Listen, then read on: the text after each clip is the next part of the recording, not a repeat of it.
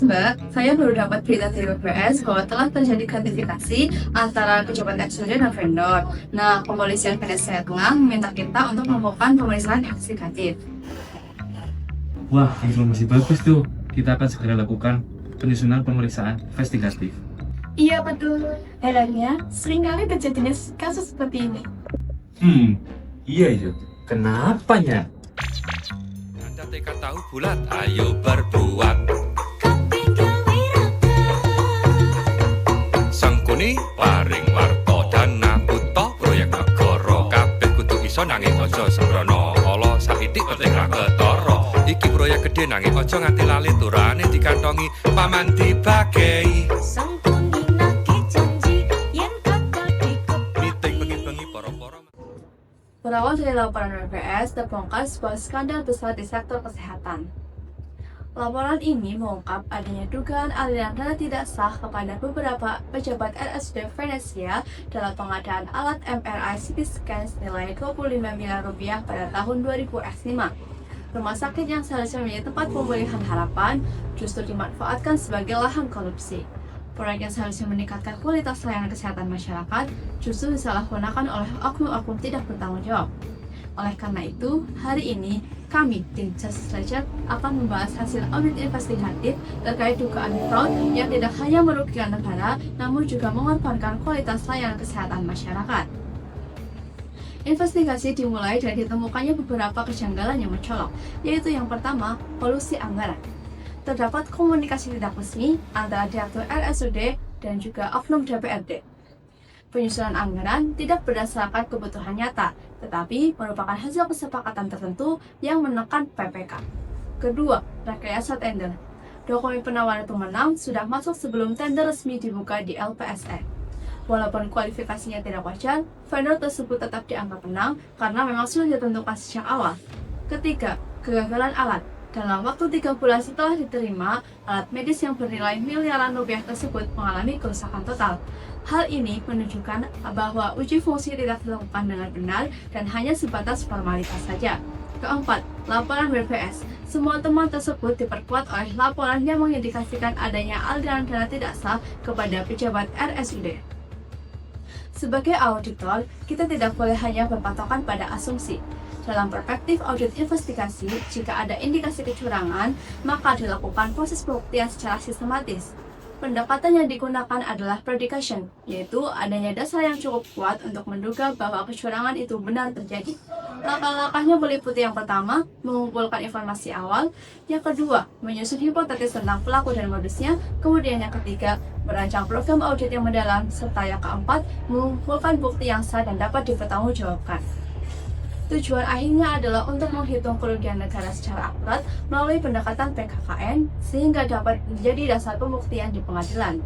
Audit investigatif bertujuan untuk mengungkap kebenaran dan menjadi pengingat bahwa tanpa adanya akuntabilitas, pelayan publik dapat disalahgunakan. Kejahatan bernilai besar tidak dilakukan oleh satu pihak saja.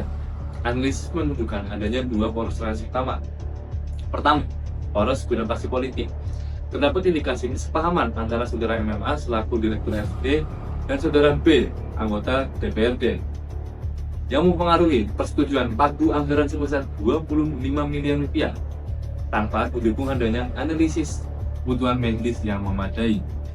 Kedua, poros guna-pasti vendor. Terdapat indikasi keterkaitan antara saudara VPC selaku BPK dan saudara SPG selaku pihak vendor. Saudara SPG ini diduga terlibat dalam penyusunan HPS sebelum proses tender dimulai dan diduga mengendalikan PT Farana Bestari serta PT Matra yang kemudian ditetapkan sebagai pemenang tender. Guna memastikan tidak ada pola penyimpangan yang terlewat, dugaan kasus ini dipetakan melalui pendapatan 5W dan 2H. Wah, apa yang terjadi? Terdapat dugaan markup, spek locking, dan penerapan HPS yang tidak wajar. Pada tahap pelaksanaan, terdapat indikasi manipulasi lelang, maladministrasi serah terima, serta indikasi penerimaan gratifikasi. Barang yang diterima tidak berfungsi hingga mengalami kerusakan. Wow, siapa yang terlibat? Aktor lintas sektor meliputi kuasa pengguna anggaran, yakni Direktur RSUD, DPRD, PPK, vendor, Pokja, dan PPHP. When? Kapan terjadinya? Sejak triwulan 4 tahun 2000 X4 hingga bulan Agustus tahun 2000 X5. When? Di mana terjadinya? Di RSUD, di gedung DPRD, di LPSE Venesia, dan instalasi radiologi. Why? Mengapa terjadi?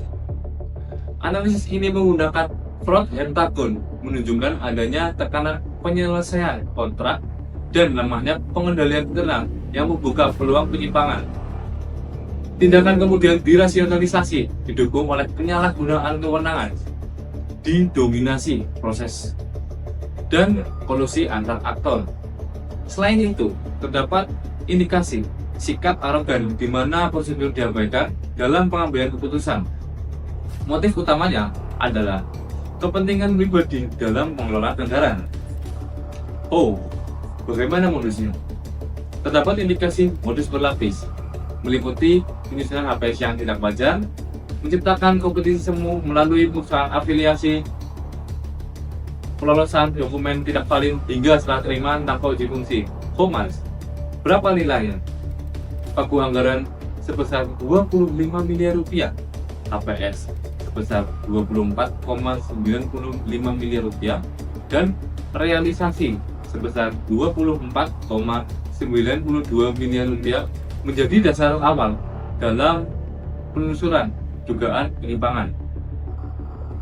Pemeriksaan dalam kasus ini dilakukan melalui audit investigatif yang sistematis. Tahap awal dimulai dari perikatan untuk menetapkan ruang lingkup dan memastikan profesional tim. Selanjutnya, dilakukan perencanaan dengan membentuk tim lintas bidang, termasuk ahli forensik digital dan elektronik. Pada tahap pelaksanaan, auditor mengumpulkan dan menguji bukti melalui analisis dokumen, penelusuran jejak digital, pelacakan aliran dana, serta pemeriksaan alat. Wawancara juga dilakukan untuk menilai unsur motif pelaku. Kemudian, hasil pemeriksaan dikomunikasikan bersama penyidik dan dilaporkan menggunakan metode total loss dengan estimasi kerugian 24,92 miliar rupiah serta ditutup dengan keterangan ahli di persidangan. Kesimpulan dari pemeriksaan ini menunjukkan adanya penyimpangan terstruktur yang melibatkan berbagai pihak dalam pengadaan MRI CT scan di RSUD Venesia. Kasus ini menyebabkan kerugian negara bersifat total loss sebesar 24,92 miliar rupiah karena alat tidak berfungsi. Dampaknya tidak hanya finansial, tetapi juga pada tata kelola, pelayanan kesehatan, dan lingkungan. Rekomendasi strategis dalam kasus ini difokuskan pada 3 pilar utama. Pertama, penegakan hukum dan pemulihan aset melalui penyidikan dan penelusuran aliran dana. Kedua, pembersihan internal melalui sanksi tegas dan praktis terhadap pihak terlibat. Ketiga, pembuatan sistem pengadaan melalui audit berkelanjutan dan pemanfaatan teknologi untuk deteksi kecurangan. Audit investigatif bukan sekadar menghitung angka kerugian, tapi memulihkan keadilan. Membiarkan fraud di fasilitas kesehatan sama halnya melegalkan perampasan hak hidup masyarakat demi kerakusan koruptor berdasi. Sekian dari tim Justice Ledger. Terima kasih.